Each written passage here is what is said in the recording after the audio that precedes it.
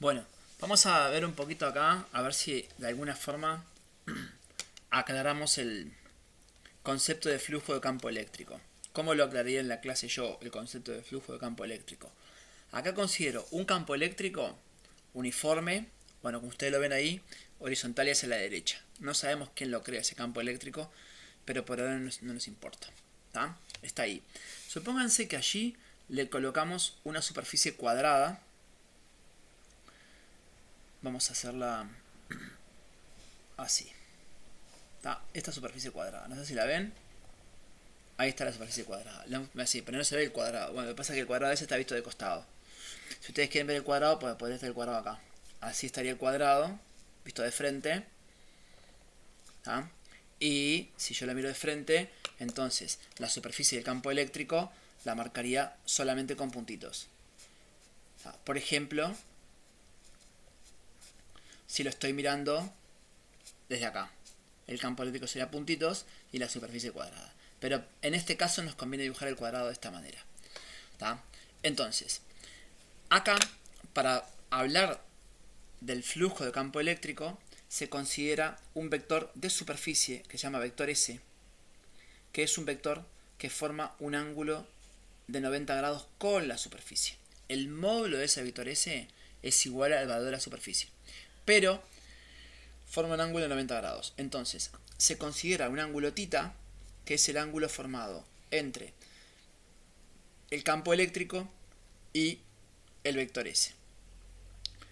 El flujo de campo eléctrico vendría a medir la cantidad de líneas de campo eléctrico que atraviesan la superficie. Acá, si lo miramos de costado, podemos decir, bueno, acá hay 6 líneas de campo eléctrico que atraviesan la superficie. ¿Tá? Obviamente, si cada línea de estas representa 5 o 6 más, bueno, será un producto. Pero, ¿qué pasa cuando la superficie, en lugar de estar colocada de esta manera, está girada? Por ejemplo, y está colocada de esta manera. Eso es lo que tenemos que ver en este momento. Al colocar la superficie de esta manera, por más que es el mismo valor de vector de superficie, es la misma superficie, ahora está girada, ahora van a entender por qué no quería dibujar el cuadrado así, porque es muy difícil dibujar el cuadrado girado. En cambio acá, visto de costado, se ve claramente cómo el cuadrado giró y se formó este ángulo θ. ¿Tá? Ese ángulo θ, por ejemplo, podría ser un ángulo, yo qué sé, de 30 grados. ¿Tá? Entre el campo eléctrico y el vector de superficie. Si yo sigo girando la superficie, la sigo girando, el ángulo aumenta, el ángulo entre el campo, por ejemplo acá puede ser un ángulo θ de 45 grados, ¿tá? Pero en la medida que el ángulo va aumentando, la cantidad de líneas que atraviesan la superficie son cada vez menos, hasta que podremos llegar a una situación límite donde tenemos la superficie colocada así, digamos rasante con el campo, y el vector de superficie queda perpendicular al campo. Aquí tenemos un ángulo de 90 grados. Acá es muy fácil darse cuenta de que el flujo de campo eléctrico acá es cero. ¿Por qué? Porque ninguna línea de campo eléctrico atraviesa la superficie. Y podemos decir, como contrapartida, que en este caso el flujo de campo eléctrico es el máximo posible.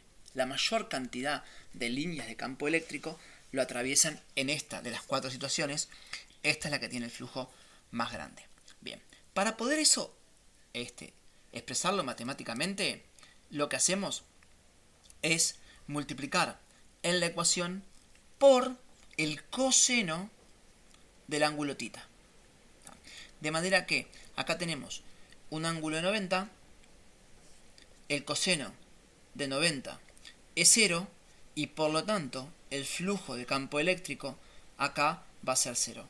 En este caso habrá que multiplicar por el coseno de 45, acá habrá que multiplicar, es decir que va a ser el flujo de campo eléctrico, va a ser E por S por el coseno de 30, acá va a ser el flujo de campo eléctrico E por S por el coseno de 45, y acá va a ser el flujo de campo eléctrico E por S por el coseno de 0, que es 1. Así que sería E por S y ya está. ¿Tá? Con eso terminamos la aclaración sobre el flujo de campo eléctrico.